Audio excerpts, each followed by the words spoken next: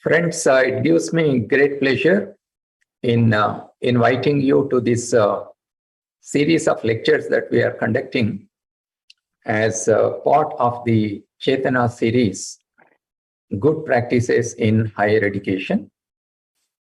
It gives me immense pleasure to invite Dr. Hasmukh Adhya to present today's lecture on stress management. This lecture is being live streamed on all the social media platforms of UGC. Some of the vice chancellors have joined in this Zoom platform, but thousands of others are watching this program through our live streaming on our social media platforms. The previous lecture, which we held a few days ago on the importance of establishing research and development cells in universities, attracted about 14,000 people watching our program as it was live streamed. Today, Dr. Hasmukh Adhya will be speaking on stress management. As you know, Dr. Adhya was earlier the Finance Secretary and Revenue Secretary in Government of India. He has a brilliant academic background. He's a gold medalist from Indian Institute of Management, Bangalore. He is the key person behind the implementation of GST, and he is known for his impeccable integrity. Initially, we thought that we would request Dr. Adhya to speak on the economy of our country. But however, later we came to know that he has a PhD in yoga. So I'm sure today's lecture on stress management is going to be very, very interesting. Friends, as you know, every day during the course of 24 hours, the neuroscientists say that we get about 65,000 thoughts in our mind. But what is special about these thoughts is that they are not unique thoughts. There are only a few number of thoughts, but they repeatedly occur in our mind. And most of these thoughts, these negative thoughts, they either focus on the uncertain future, something may happen, so that fear is constantly there when we think about future, or these negative thoughts may revolve around the past. The difficulties that we went through, the insults that we went through, the failures that we went through, they keep bothering us. And in the process, we do not focus on the present. And that is what causes all kinds of stress in our mind. And when stress is there, typically we do not respond to the situations. We react to the situations, and that aggravates the condition of our mind further. And this will eventually affect us both psychologically and also physically. Therefore, it is extremely important that in today's times, for all of us, learning how to manage our stress is very, very important. So with those initial comments, I request Dr. Adhya to make his presentation. Thank you, Professor Jagdish Kumar, and my pranam to all of you who are associated with the field of education. All of you are very lucky that you have chosen a career which is also a social service. Contributing to the field of education is something which is very, very important and noble profession. I have been a career bureaucrat all my life, but my heart is always with education. Empowering our youth, making them strong and powerful, and creating leaders out of the students, that's always been a fascination for me.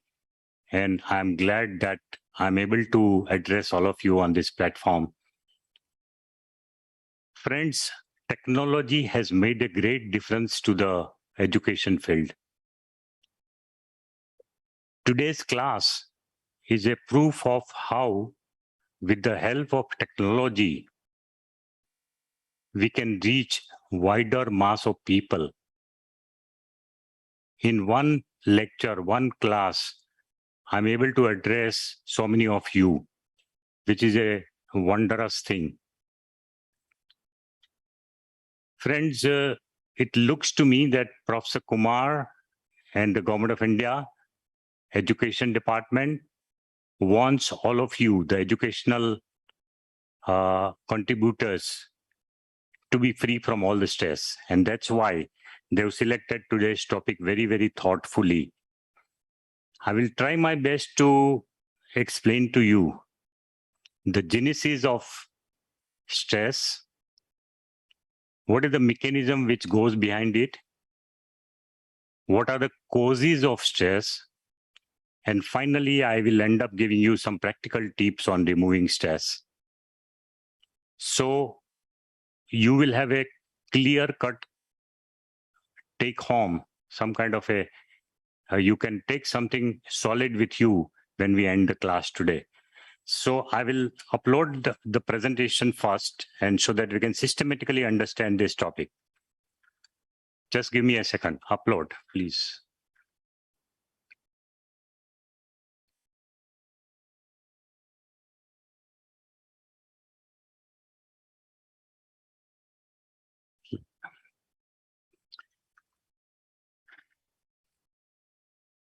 Go to the next one.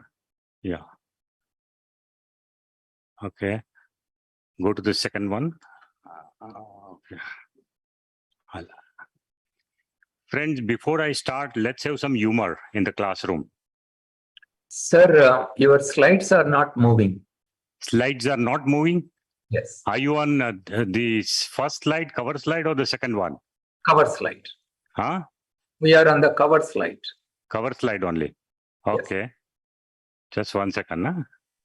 Can you see the slide which is a grinder now in the picture? Now we can see. Okay, fine. So let's have some humor. Here is a typical cartoon which depicts the problem with the stress.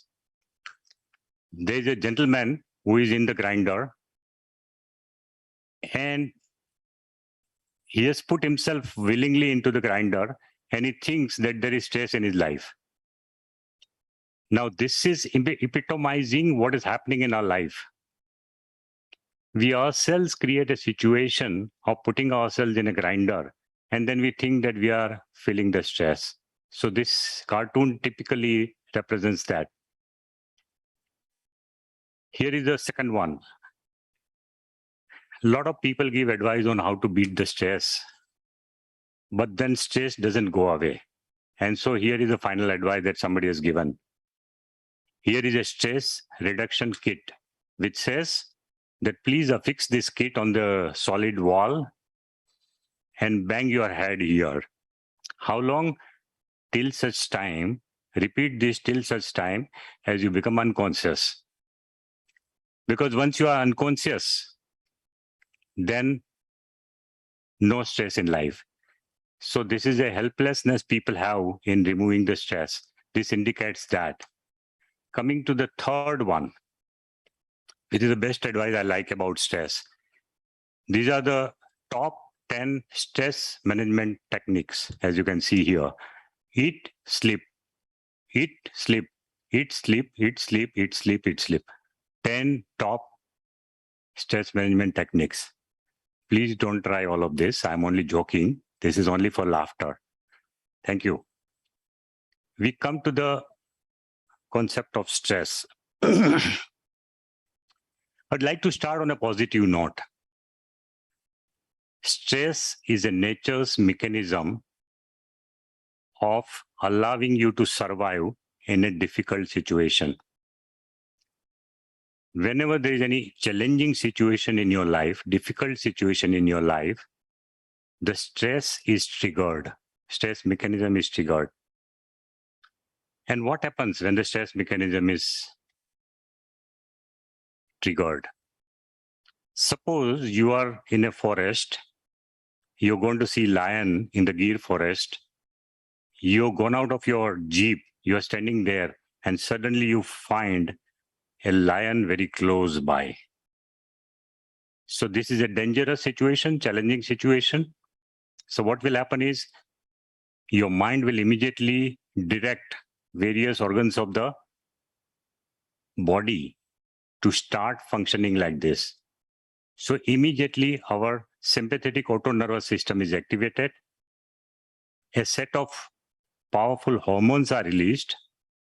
Our heart starts pumping extra blood. Our liver releases extra sugar in blood. Breathing becomes very fast. And we run. Even if you have a problem in the leg where you cannot even walk, but the nature has given you so much of power now in a difficult situation, in a challenging situation, when the lion is close to you, that you start running. So this is a nature's beautiful mechanism of survival in a dangerous situation.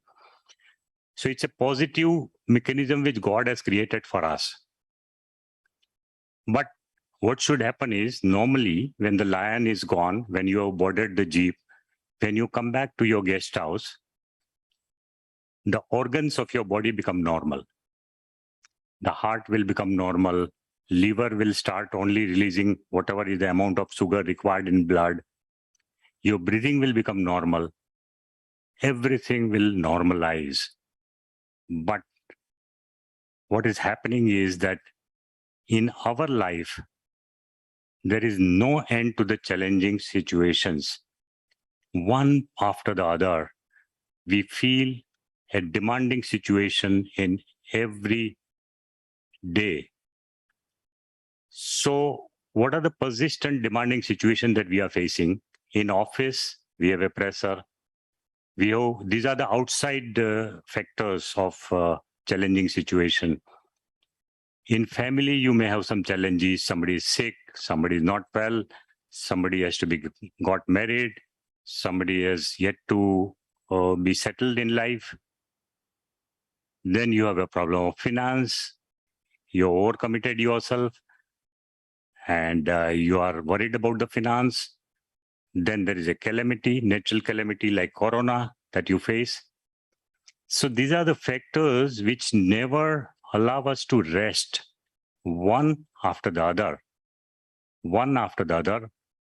the challenging situations keep coming. But what is worse is not the outside situations. The worst stress creators are the internal situation. So we have set for ourselves ambition. I want to do this. I want to reach up to this point. I want to become a big man. Then we set for ourselves very lofty targets. And we just can't compromise any letdown, any come down in our targets. And then we are sensitive also. We are so fastidious in certain things that we cannot accept anybody else who is not like us. So these three are the main causes of stress: the internal ambition, the target, the sensitivity. These are very powerful instruments of creation of stress in our life. So please understand what are the causes of stress here. Moving forward, what happens when the stress comes? Obviously, when the liver is continuously oversupplying sugar in the blood, you will end up having diabetes. Obviously, when hormones are activated too often during the day, you will have blood pressure and your blood lipids will go up. You will have a tendency, because of stress, you will have a tendency to eat more and there'll be fat deposited in your heart. Some people take to smoking, some people take to drinking. So stress creates all these problems in our body. And we have to be very, very careful about it. We have to be aware of it. Some people do not even know that they are overeating because of stress. They are not aware of it. So we have to make them aware that the overeating habit is because of the stress, and we have to do something about the cause. And then only the overeating will go away. So if we don't want to face all these problems, we have to do something about it. When you notice somebody in your organization who is having stress, what are the psychological warnings you see in them? If you find a person is working too late and is working too much more, then probably he is suffering from stress. If somebody is obsessive about something, there are a lot of obsessions people have in life. There is something called compulsive OCD, obsessive compulsive disorder. So a lot of obsessions people have. If you have a difficulty in making choices, should I do this? Should I do that? Again, it indicates you might be having stress. You may have excessive daydreaming. Then also you may be having stress. One of the indicators of stress is that you are confused. You forget the dates. There is a feeling of worthlessness. There is a difficulty in adjusting with others. There is a prolonged brooding. And there is a sudden reversal of usual behavior. Then these are the signs indicating that you might be having stress in your life. If you find an efficient worker suddenly becoming careless also, that also is an indication that he is undergoing some stress. So we have to identify our team also. We have to identify people in our team who are facing stress. Then only we can advise them, counsel them properly. If you suddenly find that a friendly person has become aloof all of a sudden, then also you might be facing stress. And when you start excessively mistrusting your associates, your friends, that also is an indication of stress. Because of that, you might have sudden increase in the drinking and smoking. You might have inappropriate anger. You might burst out to people in anger on small things, which is not a good thing. If you want to become a good leader, obviously your anger has to be under control. And if you are missing your appointments and deadlines, that also shows that you are under tremendous stress. So please remember these psychological symptoms of stress, which will give you some idea of what's happening in your life. The question is, can we stop this? Can we stop stress? And where is the solution? This is a $1 million question. What is the solution to stress? And friends, having studied yoga, I can tell you that the solution to stress is only available in yoga. Yoga is a multidimensional tool or a technique or a way of life which provides the final answer to the challenge of stress. It takes care of your physical, mental, emotional, and intellectual health. It's a multi-dimensional tool. It is the perfect tool to tackle stress. No other technique will work as better as this. This is a conviction that I'm having about yoga, and I'd like you to understand how we can now understand. Well, friends, as per the modern medical science, our existence is only divided between mind and body. There are only two factors in our life as per modern science, mind and body. But not so as per Indian philosophy of yoga. Our philosophy of yoga talks about 5 facets of our personality. This is called the theory of Pancha Kosha. So the outer layer of this Pancha Kosha is the Annamaya Kosha. It is a gross physical body that we all see. The next level, inside the physical body, there is a layer of prana, which is moving around in our 72 lakh nadis. And this prana forms a kosh of pranamaya kosh. Then we have something called manomaya kosh. Manomaya kosh is the emotional mind. Then comes the Vigyanmay Kosh. Vigyanmay Kosh is the intellectual side of our mind, the logical side of our mind. And then we have Anandamay Kosha. There is an inherent possibility of getting bliss from ourselves, and that is depicted by the experience of deep sleep every night. When we go into deep sleep, we experience the best of the bliss, and that is Anandamay Kosha. But the same Ananda, bliss, can be drawn when we are awake and in a meditative state. So these are the 5 facets of our personality as per the science of yoga. And I would request you to kindly be aware of this kind of a nuanced approach that our philosophy has regarding our personality. Do become aware of this and do try to teach this also to students, because students also require this kind of an approach. Having said that, we come to the stress.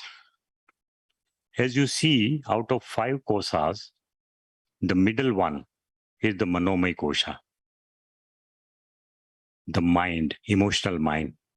And that is where the stress begins. The stress originates in Manomay Kosha. And then it puts pressure on both sides. So on one side of Manomay Kosha is the Pranamay Kosha. So when you have a stress in your mind, your prana, your breathing becomes irregular.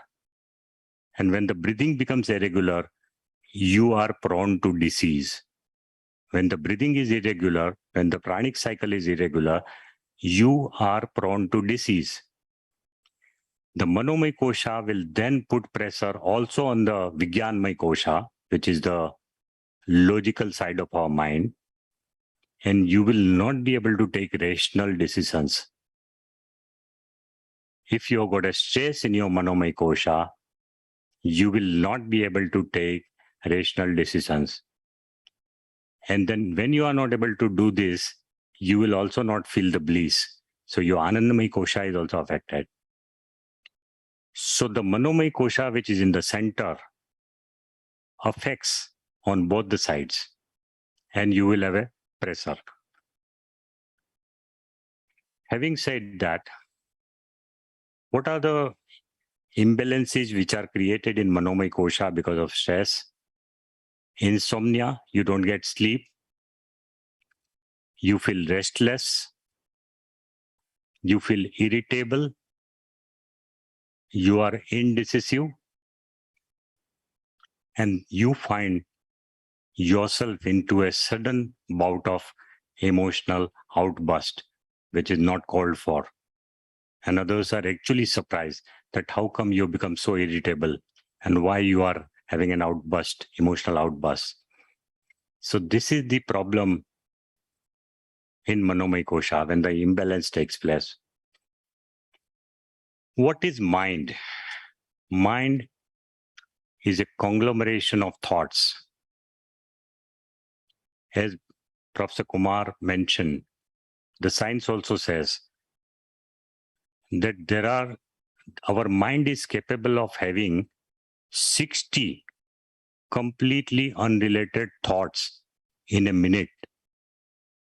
In a minute, our mind is capable of having 60 completely unrelated thoughts. It is because of this incessant flow of thoughts that our mind is always busy and we don't have a focus. A person who allows such incessant flow of unrelated thoughts coming to the mind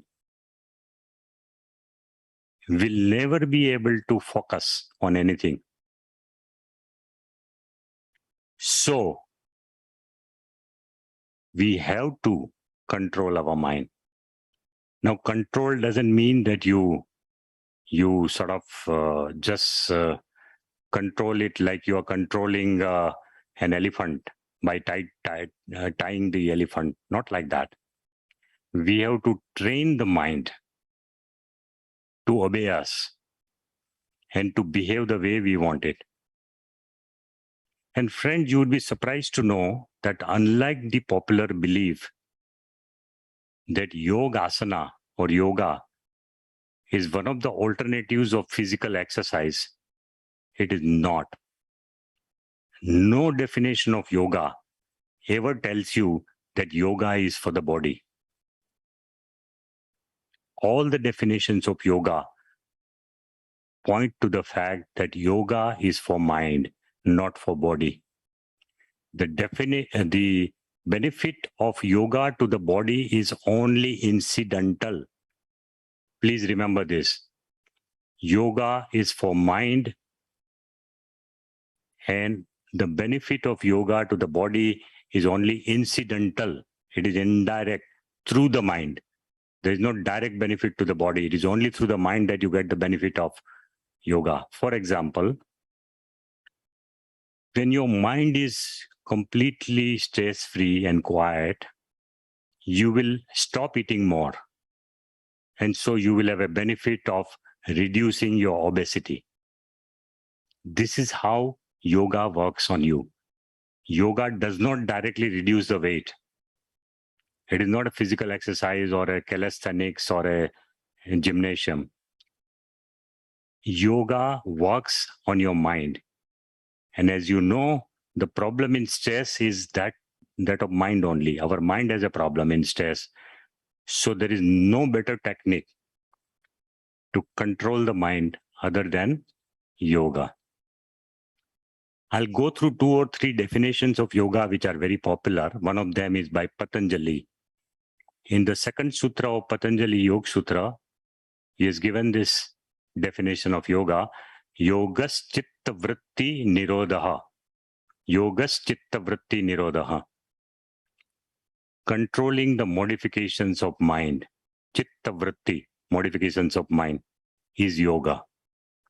Yoga is to get a mastery of your thoughts, to control the modifications in your mind, which are involuntary. So this is the first definition, Patanjali's definition, which points to the fact that yoga is for mind. The second definition, which is given in Yoga Vasishtha. Vasishtha was a guru of Rama, and the advice that Guru Vasishtha gave to Rama is documented in form of a book called Yoga Vasishtha. In this book, Vasishtha tells Rama the definition of yoga. He says, Yogaha mana prasamana upayaha. Yogaha mana prasamana upayaha, which means yoga is the skill to calm down the mind. It is a skill to calm down the mind. Because our mind is so jumpy, it is like a monkey. It jumps from one thought to the other. It goes into the past, goes into the future. It covers the areas which we need not even bother about. So we have to bring it, we have to make it slowly summon. We have to do summon of it. Prasamana. It is a skill to calm down the mind. We have to do prasamana of mana. So that is what is the yoga. We have a technique called Raj Yoga. Why is it called Raj Yoga? Some of you must be wondering, why is it called Raj Yoga? Do you know that? Who is the king of our existence? Mind. It is the mind which can make us a monkey, or mind which can make us a Buddha. So Raj Yoga is a technique of direct control of mind. That's why it is called Raj Yoga. Who is the Raja? Raja is mind. So yoga of mind, yoga of direct control of mind is Raj Yoga. Normally we have chanchalata in our mind. Our mind is a random mind. It keeps on jumping from one thought to the other. And there is no connection with the two thoughts. As given in this picture, you are suddenly thinking of some tablets, then you are thinking of wine, then you are again thinking of nature, then you again think of mother-in-law. Then you think of another monkey, donkey, whatever. This is called a chanchala mana. Chanchalata is there in the mind. It is like a Maggi noodle. Our mind is like a Maggi noodle as given in this picture. When you have a mind of Maggi noodle, your energy is completely wasted because your mind is not focused. So what we need to do, that the Maggi noodle needs to be straightened. Maggi noodle needs to be straightened. From chanchalta, we have to move to ekagrata, the concentration. And concentration of mind is a must for any success in life, as you know. You know very well how the students who have got better concentration, they score very well in the exam. And so also all of us, if we have been able to develop a better concentration in life, concentration in our mind, we can achieve better success. The very purpose of education is to develop this kind of concentration. Because with so many distractions in life today, including WhatsApp, we have a chanchal mind. Students also have got a chanchal mind. And we need to take them to yoga in order to develop concentration. So Raj Yoga is a very beautiful technique of controlling the mind. Raj Yoga is also alternatively called the Ashtanga Yoga. It is called Ashtanga Yoga because it has got 8 steps. 8 steps to it. So it starts with Yama, Niyama, do's and don'ts. Then Pratyahara. Then Asana, Pranayam. Then last 3 steps are internal steps. Dharana, Dhyan and Samadhi. So it is a 8-step process of Raj Yoga, which one must learn and one must try to implement in one's life. This is not a session when I can talk about the details of each one of the 8 steps, but I'm only pointing you to the possibility that there is a possibility of controlling our chanchal mind and making it focused. And we should channelize our energy. And that is why Raj Yoga is required. We have to go from the stage of chanchalata to ekagrata and dharana. What is chanchalata of mind? When a person has got multiple thoughts on multiple topics, as given here, you can see in the box, multiple thoughts on multiple topics simultaneously going on, then it is a chanchal mind. When you've got multiple thoughts, but on a single topic, then it is ekagrata. For example, if I'm trying to solve some scientific problem, scientific puzzle, then I'm thinking of various dimensions of this puzzle and I'm trying to solve that. So then it is called ekagrata. And from ekagrata, you can also develop dharana, in which there is only single thought. There is only single thought, one thought only. And that is the stage when most people try to go deeper into meditation. That is a dharana stage. So we have to develop our mind from chanchal to ekagra and then go into dharana. These are the steps for Raj Yoga. The basic purpose of Raj Yoga is to develop the capacity for meditation. Meditation is not a rocket science. Meditation is a state in which you try to focus on a single thought. I will repeat. Meditation is a process in which you try to focus on a single thought to the exclusion of all other thoughts. You train your mind in such a way that you can stop the flow of all other thoughts from your mind, and you can just have only a single thought. This is meditation.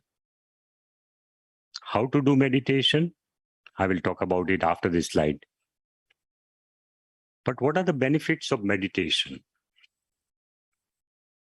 It controls the stress in your manomaya kosha. It develops concentration. It uses the power of subconscious mind, infinite power of subconscious mind. I would like to believe that each one of you who is sitting in this classroom is aware of the infinite power of your subconscious mind. It is a hidden treasure within us. We only use our conscious mind. But if we use the power of subconscious mind, sky is the limit. Even sky is not the limit. So this is what meditation gives you. There is also an emotional stability. There is less of anger, pessimism, etc. And you have an ability to keep cool in difficult circumstances if you've been meditating. Not a difficult thing to do. So the question is, how do you meditate? I don't have any slide on this, but I will give you the tips. The first thing, please choose a time of the day and a corner of the house where you would like to sit for meditation every day. For meditation, what is a must is the regularity. You can't just sit for one day in meditation and conclude that, no, it is not my cup of tea. I cannot do meditation. Meditation can be done by anybody and everybody. The question is that of persistence. So you have to select one corner of your house, which is a silent corner, nobody disturbs you. You have to keep all your devices in off mode, away from you. And if possible, every day you choose the same time to sit, so that there is a connection between the time and the place fixed in your mind with meditation. So if you have a corner already decided, the moment you sit in this corner of your house, your mind will start meditating because you established that connection. Having done that, you sit as long as you can, 5 minutes to begin with, 10 minutes, 15 minutes, 20 minutes, half an hour, whatever is your capacity. You will find that initially you will not be able to sit in meditation even for 5 minutes. I know some people who can't even close their eyes because they are so scared of closing their eyes. Something will happen. But they have to learn to close their eyes and sit silently. You have to do nothing. Meditation is something in which no science is required. Nothing, no technique. It's a technique of just sitting silent. If you can sit silent for 5 minutes, 10 minutes, 15 minutes, all these benefits of meditation which I have counted will start coming into your life. Take it from me. It will happen. You have to do nothing. What will happen initially? Thoughts will keep coming. You will have random thoughts initially. Then more streamlined thoughts will come. But you are watching your thoughts because you're not speaking to anybody. You're not doing something about it. You're just watching the thoughts. You're watching your mind all the time. So allow the thoughts to come to your mind. Don't stop them. But be aware of it. You have to create awareness about the thoughts. Once you are aware of your thoughts, then over a period, the thoughts will go away. The very fact that you are aware, just as if the thief knows that the police is watching, police is all over the city, the thief will not come out. Similarly, if you watch your thoughts, thoughts will keep away then after some time. So just sit, do nothing initially. And that is the method of starting the meditation. Once you develop some amount of silence in your mind, then we can try other techniques, which we can talk about later. But Simple technique is to sit in silence at least once or twice in a day. If you can do that, you would be very, very powerful. And then finally, I would suggest to you the technique of pranayam. Whenever you feel the stress, just do a little bit of Nadi Suddhi pranayam or some kind of a Anulom Vilom. You know all the Nadi Suddhi pranayam. I'm not going to teach you the Nadi Suddhi pranayam now, but that's a very powerful technique of breaking the thoughts in your mind. So whenever there is a stress, and if possible, every single hour in your office, you can do it. 4 or 5 rounds of Nadi Suddhi pranayam while you are busy throughout the day. Spare some time and do the pranayam. Jagdish Kumar, you want me to stop? I've got 3-4 more slides. Let me take 5 minutes more. Is it okay, Jagdish? Go ahead, sir. Please go ahead. Okay. So now coming to the attitude to life, we also have to change our attitude to life in case if we have to stop the stress. Whenever the crisis situation comes, people have different responses. Somebody may say, oh my God, what has happened to me? Why me only? Why me? Why God is so unkind to me? Why am I having such difficult situation in life? That could be one response. The other person may say, this too will pass. Okay, there are so many incidents which happened in my life so far, and this one also will pass. This could be another attitude. The third one may say, so what? I have failed. I have been met with bad result, but so what? I will take it in my stride and I will move on. So you have to decide which response you want to take out of this, which will decide the level of your stress. Also, your attitude to work has to be like this. The moment you try to be attached to the results, then you have a stress in your life. Having decided your monitorable goals, you should just contribute your best. Do your karma properly and leave the result to God. It'll come. 99.9% good karmas result into good results. Good karma result into good results. But don't have too much attachment of result. Don't say, what if I miss my number 1 position? So what? You cannot be number 1 always. You can be number 2, number 3 also sometime. Everybody cannot be number 1 always. So you have to accept that. But you have to work hard to make it to number 1. But without any attachment to the result. A person is excessively attached to result when he cannot accept any adverse result. He is excessively attached to result. And then also while you're doing your karma yoga, you should share the fruits of karma. So whatever you got by way of knowledge, money, whatever credit, you should share it with others. Give credit to others. If you got more money, distribute it among poor people. This is the karma yoga attitude to life. And finally, you should develop a personality of a spiritual well-being, for which you will have to read some good books. You have to read some philosophy books for your spiritual well-being. You should be blissfully aware. You should be content in life. You should have happiness independent of objects. Please remember, there is no direct connection of happiness with wealth. One can have a lot of wealth and still be very, very miserable. Happiness has something to do with inner peace and blissful awareness. If you are an aware individual, nothing will disturb your mind. You will always be happy all the time. So to have happiness independent of objects, not to complain about the world. World will never change. We have to change ourselves.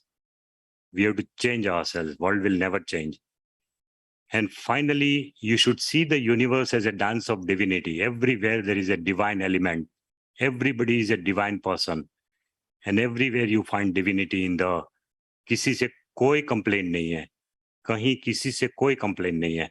जो भी मैं भुगत रहा हूं, it is my own doing. My own karmas are manifesting in my life. And so I don't want to complain against anybody. This kind of an attitude of life will result into your spiritual well-being. And finally, you will be out of stress. I stop here. Thank you very much.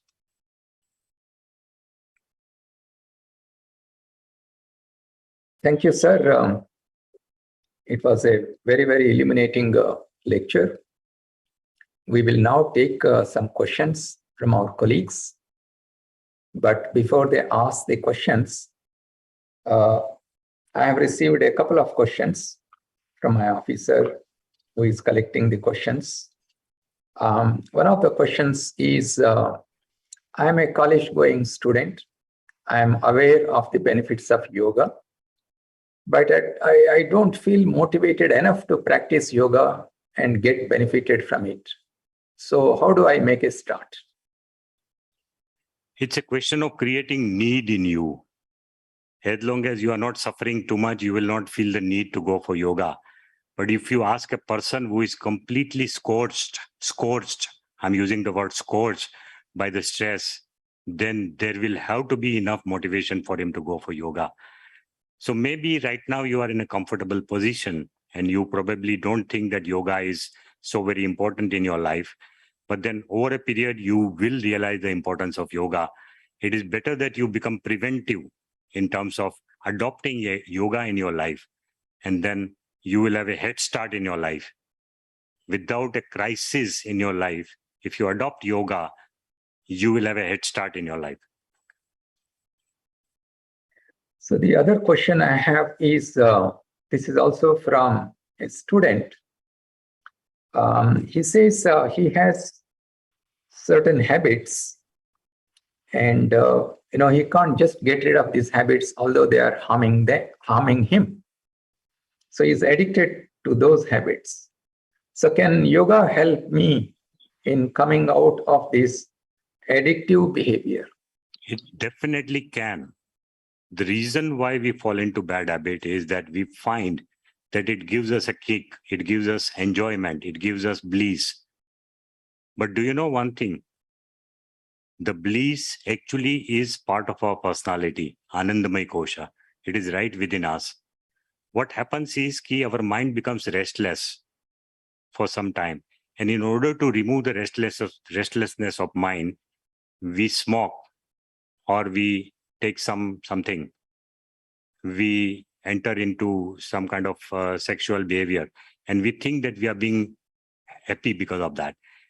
But once your mind was restless, and now after achieving a particular objective, your mind is quiet. So the real bliss comes when your mind is quiet.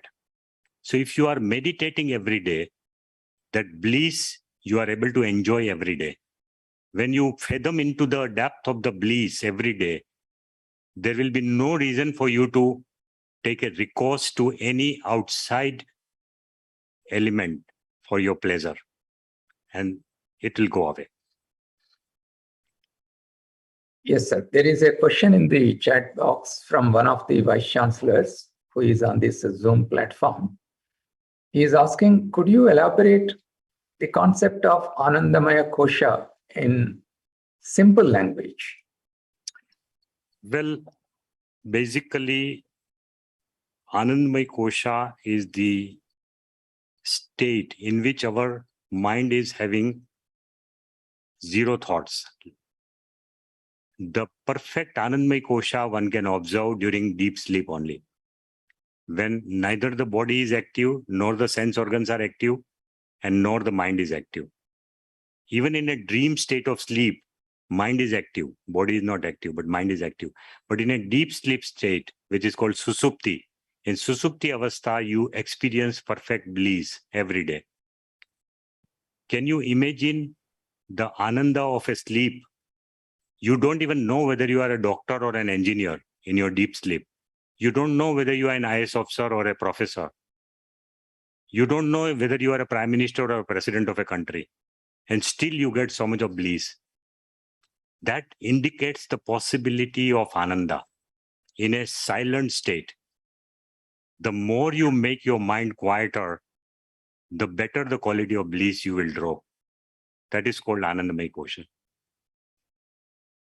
Dr. G.S. Chauhan, who is a Joint Secretary from UGC. Please go ahead, Dr. Chauhan. Pranam, sir. Yes, Pranam, please. sir. Pranam. Am I audible, sir? Sir, I am really very happy that you have given very, very important for each and everyone. Really very good talk, sir. Really thankful to Honorable Chairman that he organized a very good lecture. Sir, I am suffering since 20 days. My heart is not functioning very well. And in the meantime, I have usually go to sometimes in depressions. And the thoughts are coming time and again, because a lot of work is going on and I'm very sensitive, sir. But you have told so many good therapies. So I will follow your therapy, sir. So right now I'm taking some medicines given by the doctors of cardiac arrest, this and that, sir. So the entire things I am writing, I am going down. I shall be happy if I get the entire lecture and I go through it. And as you have already told so many good things, I will practice them easily, sir. So I am thankful to our Honorable Chairman, you, that you have done well. And you let me know how this cycle of thoughts which is coming. Sometimes I am not in the position to sleep properly, sir. And in the meantime, taking some medicine, sir. Thank you, sir. Okay, thank you. I'm sure you will be better with application of some of these techniques. Yes, sir. Right. Professor Suresh Kumar, Vice Chancellor, Hyderabad. Pranam, sir. Pranam. It's really a useful talk. All these 9 to 10 years, I've been practicing yoga off and on and off. But I was under the impression that I was doing some physical exercise. But today you clarified that it's not, it's indirectly the benefit. Really, it has clarified my doubts, sir. All these years I was thinking yoga is for fitness and just for physical exercise. We are able to run these universities, and maybe Chairman UGC is able to run the education in the entire country through such good practices. And it's really a useful tip for all of us, sir. As regards yoga at the university, in addition to practicing, I would also like to have it for our students. What we have done is nearly 4 years ago, we appointed one yoga trainer. He's very good. He has been training people. We are not able to attract more number of students. Staff are making the use of this yoga session, but the students we are not able to, because we have the session from 6 to 7 in the morning. The students don't wake up at that time. Can we have these yoga sessions in the afternoon or in the evening anytime, or do they give good results only in the morning, sir? This is my question, sir. Thank you, sir. You asking which part of the day it is more beneficial? Yes, sir. Yes, sir. Because morning we are not able to attract the students, and if we can have yoga sessions in the afternoon, in the maybe lunch break or in the evening, late evenings, then many students will be benefited. We have more than 1,000 students on campus, but only 2 or 3 students are turning up. Well, yoga is beneficial independent of which time you practice it. The question is, the students have to be convinced about the philosophy of yoga and how it benefits them. Then only they'll go for it. And as far as asanas are concerned, you should avoid doing any asana for at least 2 to 3 hours after the heavy lunch. Other than that, there are no prohibitions. You can do yoga asanas at 5 o'clock in the evening, 4 hours after your lunch. Or the main part of yoga is not asana. Asana is only to prepare your body to sit steadily when you are meditating. That is the purpose of asana. Because if you are in meditation, if your body is not able to sit straight, or the body is not able to bend properly, and you have a pain in the leg, even if you sit for 10 minutes. So in order to obviate all this possibility, you have to undertake the practice of asana first, and then do pranayam, and then meditation. So meditation is something which is the main part of yoga. It is not the asana. So please ask your students to sit in silence for some time in meditation, and then they will definitely feel the benefit of it. Okay, thank you. Thank you, sir. Thank you so much. So there is one last question from a professor.